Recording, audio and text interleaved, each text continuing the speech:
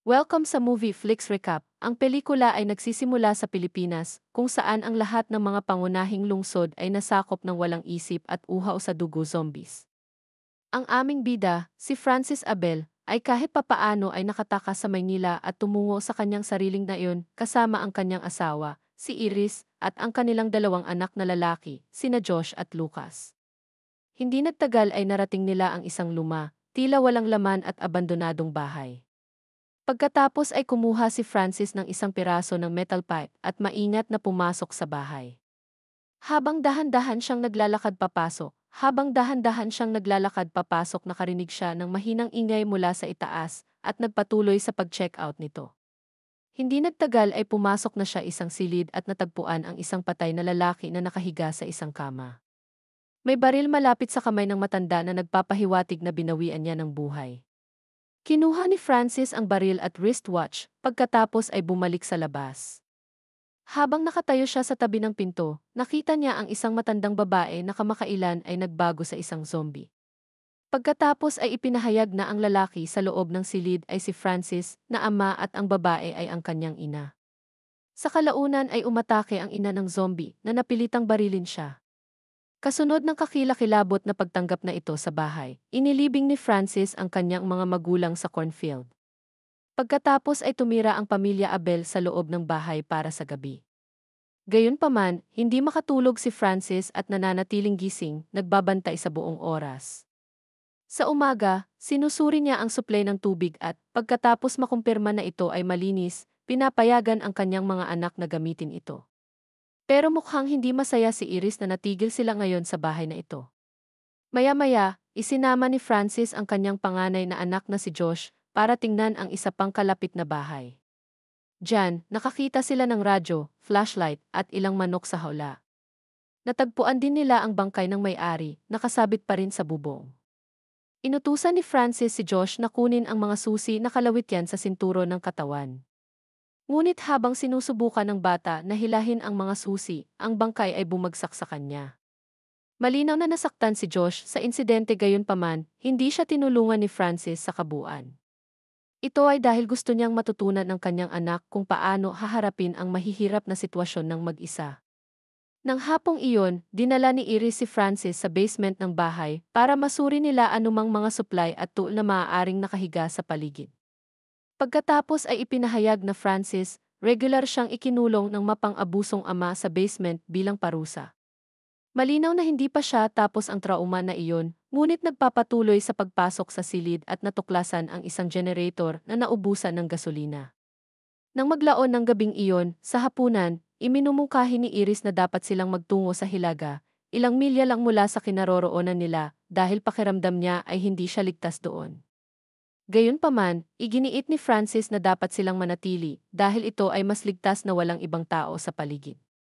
Kinaumagahan, nag-usap ang mag-asawa malapit sa cornfield na iyon palibutan ang bahay. Napag-alaman na hindi anak ni Francis si Josh, kaya naman hindi niya ito tinatrato pati si Lucas. Pagkatapos ay inulit ni Iris na kailangan nilang magtungo sa Hilaga, kung saan inutusan sila ng gobyerno na pumunta. Mukhang hindi masyadong masaya si Francis sa ideyang iyon, ngunit kalaunan ay sumang-ayon para sa kaligtasan ng kanyang pamilya. Hindi nagtagal, umalis sila sakay ng kanilang van kasama si Francis na nagmamaneho habang pinaplano ni Iris ang kanilang ruta maaga. Mukhang normal lang ang takbo ng lahat hanggang sa bumuka ang bibig ni Josh. Hindi niya sinasadya hinahayaan itong mawala na si Iris ay nakatanggap kamakailan ng tawag mula sa nawalay na kapatid ni Francis, Diego. Ang balitang ito ay labis na ikinagalit ni Francis, kaya nawalan siya ng focus at muntik nang mag-crash sa isang bara sa isang tulay. Napagtanto ng pamilya na imposible ito ang van para magmaneho pasulong kaya iminungkahi ni Francis na bumalik sa bahay. Gayunpaman, bumaba si Iris sa van, armado ng talim, at sinubukang putulin ang barikada. Masyado siyang nag-iingay at hindi nagtagal, lumitaw ang isang sundalo na naging zombie kamakailan sa likod. Si Francis ay nagmamadaling tumulong sa kanya at binaril ang zombie gamit ang kanyang baril. Ngunit habang tinutulungan siya, mas maraming zombie ang lumilitaw sa likod ng kanilang van at ang kanilang mga anak na lalaki ay nakulong sa loob. Lumilitaw ito na malapit ng matugunan ng mga bata ang kanilang kapahamakan, ngunit ang mga magulang ay bumangon sa okasyon. Francis buong tapang na binaril ang mga zombie at hinikayat sila palayo sa van. Si Iris ang namamahala upang iligtas ang kanilang mga anak habang ang kanyang asawa ay kumukuha ng granada mula sa namatay na sundalo at sinubukan upang malampasan ang mga zombie. Siya lungges sa tuktok ng mga kotse at mabilis na gumawa ng ilang distansya mula sa humahabol na mga zombie. Matapos gawin itong ligtas sa likod ng isang kotse, inihagis niya ang granada, pagpatay sa lahat ng mga zombie. Pagkatapos ay muling nakipagkita si Francis sa kanyang pamilya at naglakad sila pabalik sa bahay. Pagkalipas ng 2 linggo, bumalik si Francis sa tulay upang kunin ang van at napagtanto na ito nasa kondisyon ng pagtatrabaho. Ihahatid na sana niya ito sa bahay nang bigla nagbago ang isip niya. Sa ilang kadahilanan, ayaw niyang umalis ang kanyang pamilya sa kanyang ancestral house. Maya-maya, dumating siya na may dalang panggatong at nagsinungaling kay Iris na nasira na ang van. Pagkatapos ay inilagay niya ang gasolina sa generator at sinurpresa ang kanyang pamilya ng mga ilaw, air conditioning at ilang musika. Kinaumagahan, pumunta si Francis sa kanilang kulungan ng manok upang kumuha ng ilang mga itlog para sa almusal. Pero siya natuklasan ang isang aso sa loob na hindi lamang pumatay ng kanilang manok kundi kinagat din siya sa kamay. Kalaunan ay ginamot ni Iris ang kanyang mga sugat, ngunit nagmumungkahi na maghanap ng ospital dahil wala sila gamot para sa rabies. Ngunit, muli, tumanggi si Francis na umalis sa kaligtasan ng bahay na ito. Samantala, may narinig si Josh sa radyo tungkol sa isang kalapit na kampo. Pero siya hindi maintindihan ang buong mensahe. Pagkatapos ay ipinadala ng bata ang impormasyong ito sa ang kanyang mga magulang noong gabing iyon sa hapunan at isang mainit na talakayan ay sumiklab. Iminumungkahi ni Iris na sila dapat umalis upang hanapin ang kampo. Gayunpaman, pinilit ni Francis na manatili sa bahay, pinapaalalahanan siya kung ano ang nakatagpo nila sa labas ng maraming beses. Kinaumagahan, inaayos ni Francis ang kulungan ng manok nang lapitan siya ni Josh at humiling na i-on ang generator. Tahimik na itinanggi ni Francis ang kanyang kahilingan na humantong sa pagtatalo ng dalawa. Tinanong ni Francis si Josh kung maaari siyang pumatay upang iligtas ang kanyang pamilya, katulad ng ginawa niya sa tulay. Kapag matapang na sumagot ang bata na kaya niya, dinala siya ni Francis sa malapit na field para turuan siya kung paano gumamit ng baril. Gayunpaman, narinig ni Iris ang mga putok ng baril at lumapit sa field, para lamang makita si Francis na pinahihirapan si Josh, sa parehong paraan ay pinahirapan siya ng kanyang ama noong bata pa siya. Malapit na siya harapin ang kanyang asawa nang bigla, maraming mga zombie ang dumating sa lugar, marahil dahil sa malakas na tunog ng putok ng baril. Nagmamadaling bumalik ang pamilya bahay na may mga zombie na mainit sa kanilang mga takong. Hinaharang nila ang mga pinto at tumakbo sa itaas, ngunit ang sangkawan ng mga zombie ay namamahala upang itulak sa loob sa pamamagitan ng pinto at ang mga bintana. Tulad ng hitsura ng lahat upang matapos para sa pamilya Abel, isang jeep ang dumating sa labas ng bahay at inaakit ang mga zombie palayo. Sa umaga, tumuwo si Francis sa isang kalapit na ilog at natuklasan na ang taong nagligtas sa kanila ay ang kanyang kapatid na si Diego. Mula sa kanilang pag-uusap, ito ay lubos na ipinahiwatig na si Josh ay talagang anak ni Diego. Pinag-uusapan ng magkapatid ang kanilang mga nakaraan, kung saan humingi ng paumanhin si Diego para sa lahat at ipinahayag na dumating siya upang tulungan sila. Gayunpaman, si Francis ay puno ng ego at tinanggihan ang lahat ng tulong. Inilabas pa niya ang kanyang baril at itinuro ito kay Diego. Ang huli ay hindi nais ng karagdagang paghaharap sa kanyang kapatid at naghahanda ng umalis. Ngunit bago siya magmaneho, iniwan niya kay Francis ang mapa sa hilagang kampo. Pagkaalis ni Diego, kinuha ni Francis ang mapa at naghanda na sunugin ito, ngunit nagbago ang kanyang isip sa huling segundo. Hindi nagtagal ay umuwi siya at nagsinungaling na patay na si Diego pagdating niya doon. Pagkatapos ay sinimulan ni Francis na ayusin ang bahay at sumakay sa mga bintana nito. Nang maglaon, habang naglalaro si Lucas, hinabol niya ang isang langaw na kalaunan ay humahantong sa kanya sa ibaba. Pagkatapos ay nakita niya ang isang zombie na nagtatago sa likod ng isang bintana, sa labas ng bahay. Dumating din si Iris doon at napansin na humihina ang mga zombie habang lumilipas ang mga araw. Napagtanto niya na ang mga ito malapit nang mamatay ang mga nilalang dahil sa kakulangan ng pagkain at ipinangako kay Lucas na babalik ang lahat normal. Pero lingid sa kanilang kaalaman, nakikinig si Francis mula sa likod ng pinto ng basement. Nang hapong iyon, habang gumagala sa bukid, nakahanap si Francis ng isang zombie na katulad nito ng hina ang estado at agad itong pinapatay. Pagkatapos ay nagsimula siyang gumawa ng isang kwento, sinasabi sa kanyang pamilya na may ilang mga zombie na gumagala pa rin sa bukid. Ito halatang gusto niyang pigilan ang kanyang pamilya na lumabas. Kinagabihan, habang kumakain sila, ibinunyag ni Josh na nakakita siya ng mapa na hawak ni Francis. Mayroon itong mga direksyon patungo sa isang kampo, patungo sa hilaga kung saan lahat sila ay ligtas. Nang marinig ito, si Francis ay nagsimulang kumilos ng labis at sinusubukang kumbinsihin si Iris na dapat silang lumaki ang kanilang pamilya sa bukid. Iminumungkahi pa niya na magplano sila para sa isa pang bata. Gayunpaman, pinabulaanan niya ang kanyang punto, itinuro na ang kanilang buhay ay hindi na normal tulad ng dati. Ipinaalala sa kanya ni Iris na dapat siyang tumuon sa kung paano sila mabubuhay tulad ng kanilang mga reserbang pagkain araw-araw. Iminumungkahi niya na maaari siyang makipagsapalaran at kumuha ng pagkain mula sa libot. Ang mungkahing ito ay sapat na upang mag-apoy ng galit ni Francis at nagsimula siyang bumuka ang mga problema sa pag-aasawa na nararanasan nila ni Iris.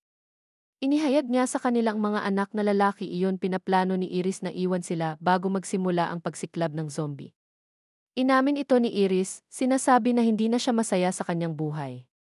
Pagkatapos ay hiniling niya sa kanya na ibigay ang mapa para sa alang-alang sa kanilang mga anak. Ngunit bilang tugon, inilabas ni Francis ang mapa at agad itong sinunog. Kinaumagahan, pumunta si Francis sa bukid upang maghanap ng pagkain, ngunit tanging tubo lamang ang nahanap. Hinawakan niya ang ilan dito nang bigla siyang makarinig ng putok ng baril sa di kalayuan. Maaari lamang itong mga hulugan isang bagay, may mga tao sa malapit at nakikipaglaban sila sa mga zombie. Nang gabing iyon, nagdala siya ng isang malaking piraso ng kahoy mula sa basement na kanyang dinadala ginagamit upang harangan ang pinto at pagkatapos ay i-lock ito gamit ang isang kadena. Nagkakaroon na sina Iris at Josh hindi mapakali dahil sa kanyang lalong pagkontrol sa pag-ugali. John pagkatapos na antig ang matinding nerbiyos nang sabihin niyang ginagawa lang ni Francis ang parehong bagay sa kanya ginawa sa kanya ng sariling ama. Isang galit na Francis ang tumama sa bata, ngunit bago pa man lumaki ang mga bagay, nakarinig sila ng katok sa pinto. Sa lalong madaling panahon, maririnig nila ang isang taong nagpapakilala sa kanyang sarili bilang isang sundalo, desperadong humihiling na papasukin. Tumanggi si Francis na tumulong, ngunit tinanggal pa rin ni Josh ang kahoy. Isang nasugatan na sundalo na nagngangalang Corquiera ang natitisod sa loob at humingi ng tulong medikal. Iris, bilang isang nurse, agad na nagmamadaling tulungan si Corquiera at nagtanong tungkol sa kanyang mga pinsala. Inihayag ng sundalo na siya ay mula sa isang kalapit na kampo. Tila, ang kanyang convoy ay pabalik na mula sa isang supply run nang salakayin sila ng isang grupo ng mga zombie. Namatay ang lahat sa kanyang grupo na iniwan siya bilang ang tanging nakaligtas sino ang nakatakas. Muntik na siyang makorner ng mga zombie, ngunit isang lalaki ang tumulong at nagdirek siya sa bahay. Hinala ni Iris na ang misteryosong katulong na ito ay si Diego. Sa kalaunan, pumayag si Francis na tulungan si Corquiera, ngunit iginiit na dapat siyang magpalipas ng gabi sa basement. Makalipas ang ilang oras kapag tulog na ang lahat sinabi ni Josh, kay Iris na aalis siya para hanapin si Diego o ang kampo. Inamin din niya ang pag-alam tungkol sa kanyang tunay na pagiging magulang ngunit sinabi niyang itinuturing niya si Francis bilang kanyang tunay na ama. Kinaumagahan, nakita ni Francis si Corquiera na nag-aalmusal kasama si Lucas, ngunit napansin niyang wala sa kanila ang kanyang panganay na anak. Tinanong niya si Iris tungkol dito, ngunit hindi siya tumugon. Isang galit na si Francis ang nagmamadaling hanapin si Josh, ngunit nahanap niya ito naka-unlock ang pinto ng kwarto. Napagtatanto na ang bata ay nadulas sa kanyang pagkakahawak, si Francis ay lumilipad sa bulag na galit. Kinuha niya ang kanyang martilyo, bumalik sa kusina at hinampas Corquiera sa ulo. Ang iba ay nanonood sa takot habang ang utak ng sundalo ay tumalsik sa buong katawan hapagkainan. Nilapitan ni Francis si Iris at nawala ng malay sa pamamagitan ng isang marahas na suntok. Nang magising siya, mabilis niyang nalaman iyon ikinulong siya ni Francis pati na rin si Lucas sa basement. Samantala, unti-unting nawawala ang katinuan ni Francis at nagsimulang mag-isip masasamang plano. Pinapatay niya ang aso na kumain ng kanyang manok, nagluluto ng karne nito, pagkatapos ay mga ulo sa basement, nakasuot ng uniforme ng militar ni Cocuria. Nang tumanggi ang kanyang pamilya na kainin ang karne, galit na binasag ni Francis ang plato sa sahig. Pagkatapos ay isiniwalat niya na noong bata pa siya, parurusahan siya ng kanyang ama kung hindi niya natapos ang kanyang pagkain. Makalipas ang ilang sandali, nagplano si Iris at ang kanyang nakababatang anak na tumakas mula sa bahay na ito na pinabayaan ng Diyos. Sa susunod na eksena, biglang nagising si Francis mula sa kanyang pagtulog hanggang sa sigaw ni Lucas. Mabilis siya nagmamadaling pumunta sa basement, ngunit pagpasok niya, hinampas siya ni Irish ng isang piraso ng kasangkapan. Nahulog siya sa sahig, pansamantalang natumba, habang si Iris kinuha ang mga susi mula sa kanya. Sa wakas ay nakatakas ang mag-ina sa basement. Maya-maya pa, bumalik sa katinuan si Francis at sinubukang sundan sila. Pero napagtanto niyang kasama siya nag-iisa ang basement at nagsimulang makakita ng mga flashback ng paghagis sa kanya ng kanyang ama dito bilang parusa.